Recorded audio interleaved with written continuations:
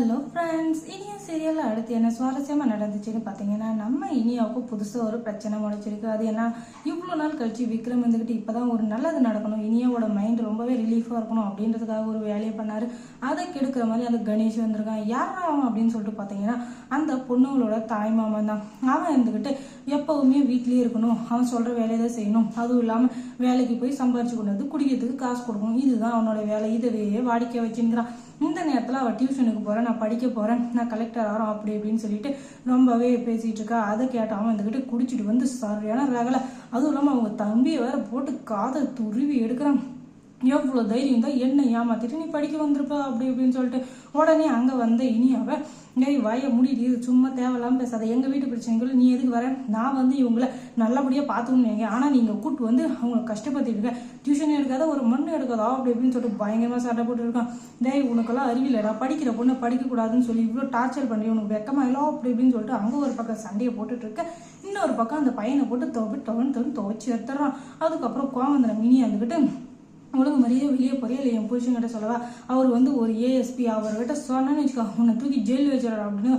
ஓஹோ அப்படியா, நீங்கள் போலீஸ்ன்னு சொன்னால் நான் பயந்துருன்னு நினச்சிங்களா, நான்லாம் பயப்பட மாட்டேன், நீ எங்கே வேணா போய் சொல்லி, எனக்கு அதை பற்றி கவலையே இல்லை அப்படின்னு சொல்லிட்டு பயங்கரமாக கமெண்ட்ரி பண்ணுங்கிறான்.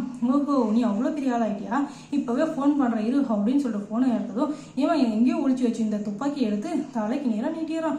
அவ்வளோப்பாவி என்னடா இது, இவன் இப்படி பண்ணுறாங்க, குடிக்கார நாயே, உனக்கு எவ்வளோ கொழுப்பு இருக்கணும் அப்படி இப்படின்னு சொல்லிட்டு பயங்கரமாக பேசிட்டு இருக்க. அந்த நேரம் பார்த்து விக்ரம் வர ஒரே காமெடி ஆகி போச்சுங்க. அவன் நிலமை போட்டு அவனை துவச்சி ஏற்றுறாங்க. எவ்வளோ தைரியம் தான் படிக்கிறேன்னு சொல்கிற பொண்ணை படிக்கக்கூடாதுன்னு சொல்லி அவளை டிஸ்டர்ப் பண்ணுறது இல்லாமல் அவளுக்கு பாடம் எடுக்கிற இனியா வேற நீ அடிக்க வர, அது துப்பாக்கியில் சுட்டு வர, உனக்கு யாரா ரைட்ஸ் கொடுத்தது அப்படி இப்படின்னு சொல்லிட்டு அவனை துவச்சி எடுக்கிறாங்க. அதுக்கப்புறம் ஹலோ எங்கள் வீட்டு பிரச்சனை நீங்கள் வராதிங்க, அந்த பொண்ணை படிக்க வைக்கணும், நீங்கள் இது பண்ணுறீங்க, அவள் வேலைக்கு போய் சம்பாதிச்சாதான் எங்கள் வீட்டில் சாப்பிட முடியும், அது தெரியாது, நீங்கள் எதுக்காக இப்படி ஓவரா பண்ணிட்டு இருக்கீங்க அப்படின்னு. ஒரு பொம்பளை பிள்ளை படிக்க வைக்கக்கூடாதுன்னு நினைக்கிறேன், உனக்கு வெக்க மேலே ஒரு பொண்ணு படித்தா அந்த வீட்டில் இருக்க எல்லாருமே படித்த மாதிரி, அதுக்கப்புறம் அவன் வாழ்க்கை நல்லபடியாக அமைஞ்சோம், அது கூட தெரியாமல் நீ வந்து இப்படி பண்ணிங்கிற அப்படி இப்படின்னு சொல்லிட்டு பயங்கரமாக போட்டு இது பண்ணியிருக்கான். உடனே அவன் வந்துக்கிட்டு நீங்கள் என்ன சொன்னாலும் சரி, எங்கள் வீட்டு பொண்ணு எப்படி பார்த்தோன்னு எனக்கு தெரியும், ஒழுங்கு மாதிரியாக விட்டுருங்க அப்படி இப்படின்னு சொல்லிட்டு பயங்கரமாக சண்டை போட்டுருங்க. உடனே இனி வந்துக்கிட்டு இவனை இப்படியே விட்டு ஆகாது, முதல்ல நம்ம கமிஷனர்கிட்ட பேசி அதுக்கப்புறம் ஒரு முடிவு பண்ணலாம், இந்த குழந்தைய படிக்கூடாதுன்னு சொல்கிறதுக்கு இவன் யாரும் அப்படி இப்படின்னு சொல்லிட்டு பயங்கரமாக வாக்குவாதம் போயிட்டுருக்க. அந்த இடமே ஒரு ரணகலமாயிடுது. உடனே திவ்யா இருந்துக்கிட்டு எனக்கு படிக்கிறது தான் ஆசை, அதனால் நான் படிக்க தான் போகிறேன், தயவு செஞ்சு என்னை விட்டுருங்க அப்படின்னு சொல்லிட்டு காலில் கையில் விழாத குறைய கெஞ்சிட்டு இருக்கா.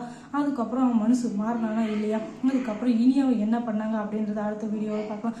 தொடர்ந்து இந்த சேனல் நீங்கள் பார்க்கணும்னு நினச்சிங்கன்னா நம்ம சேனலை சப்ஸ்கிரைப் பண்ணுங்கள். தேங்க்ஸ் ஃபார் வாட்சிங்.